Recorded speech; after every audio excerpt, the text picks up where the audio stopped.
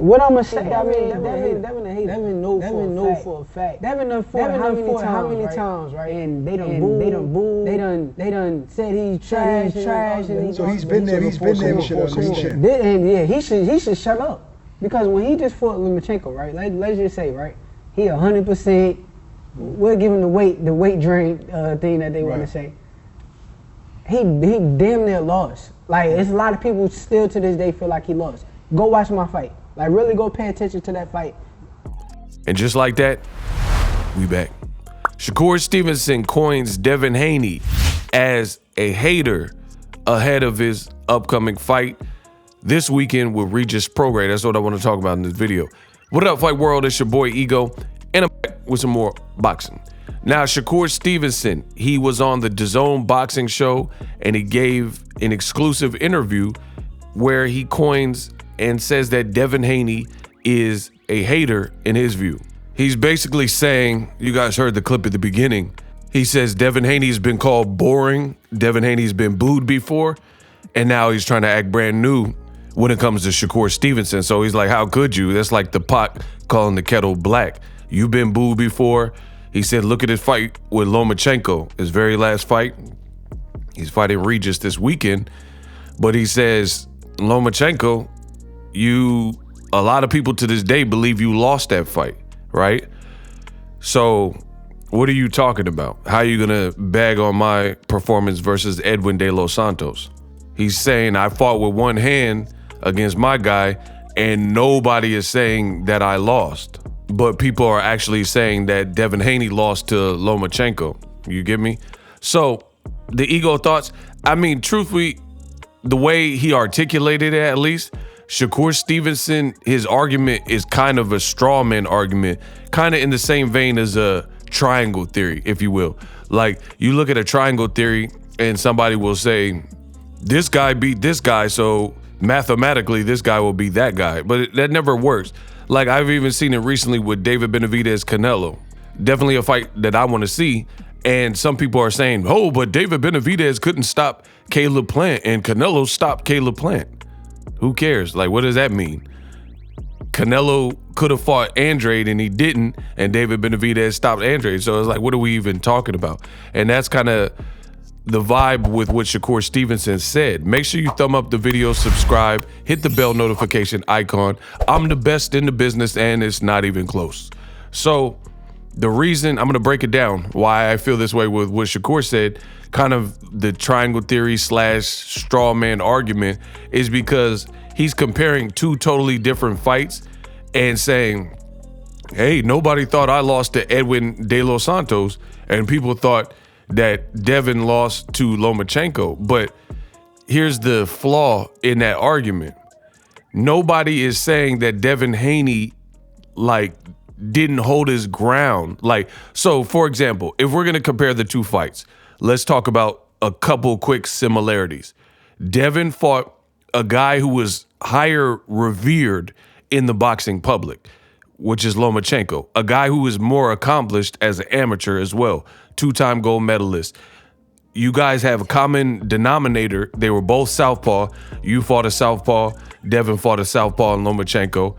But the difference is the tempo of the fight. For me, I think Devin Haney broke out to a very early lead and Lomachenko wasn't doing much, which is kind of a flaw or fluke that Lomachenko has showed, where in the T.O. fights and the Jermaine Ortiz fights and the Devin Haney fight, he given up too much rounds and then trying to preserve himself and like lull you to sleep or whatever. And then he'll try to win big in the back half of the fight. But sometimes that's a little too late. And that's what happened. Devin Haney, he did get hurt later in the fight. And the end of the fight became very interesting. And Lomachenko won some pretty big rounds, or his rounds were louder in the back half, but you're scoring. You have to score round by round boxing. Devin Haney beat him. You know what I mean? It's kind of like Canelo versus Golovkin 3. Golovkin wasn't really doing, hey, no guys, hey, Max, big dramas, punches, nah. You know, he wasn't really doing nothing for the first, like, let's say 6 rounds. Canelo was having his way, and it looked like the Canelo show. But then all of a sudden, he ended up hurting Canelo around 8, 9, something around there, and he did better in the back half. Same thing with, let's say, Tyson Fury versus Klitschko. A lot of fights I could think of off the top of the dome because I'm the best in the business, and that's how they played out. Like, Klitschko started showing up, but it was too little too late. Tyson Fury banked so many rounds early that you couldn't mount a comeback. You know what I'm saying? This is not Warriors basketball where Steph Curry can shoot your lights out in one quarter and catch up, tie you, and then surpass you. You know, boxing, you got to score the rounds. So I don't think Shakur's comparison to the Edwin De Los Santos fight with Lomachenko is completely different fights, and the tempo of the fights were different. Nobody is saying that Devin Haney ran. You know, he was right there in front of Lomachenko. The biggest criticism that Shakur is getting is there are people say that he ran, or if they're not saying ran, they're saying that he was hesitant to engage, didn't want to engage with Edwin De Los Santos. And I have seen people actually, he's saying nobody said I lost. That's actually cap, because I'm not saying this is how I feel, but you could go to the video. There was a lot of people in the comment section, and they were like, man, Edwin, he was pushing the pace. I thought they both looked bad, but I thought Edwin De Los Santos won. So that's not even accurate. And you can go to any comment section. You don't have to just go to mine. Go to anybody's comment section. There were some people who said Edwin, they gave it to him based on his aggression and, you know, trying. But even if you run with what Shakur said, nobody said he lost. I mean, the biggest thing with that fight is neither one of y'all were connecting enough for people's liking. Ryan Garcia said it after his last fight with Duarte. He says they combined for like an all-time low amount of punches thrown. And he said that's really hard to do.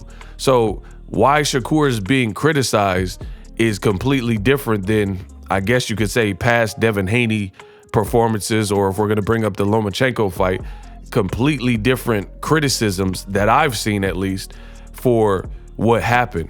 Like, yeah, some people are saying Devin lost, but if you know how to score boxing, he didn't really lose because he banked so many early rounds, right? People are just shocked because Lomachenko mounted a comeback. You have a lot of race fans and a lot of people who maybe wanted Lomachenko to win, and because Lomachenko had big rounds where it looked like Devin got hurt in the second half of the fight, so they just abandoned everything, all the beautiful body work and stuff that Devin Haney was doing in them early rounds, and just focused in on the rounds where Lomachenko did well. But again, that's not scoring boxing. Shakur is saying, if you think I ran versus Edwin De Los Santos, those people don't know boxing.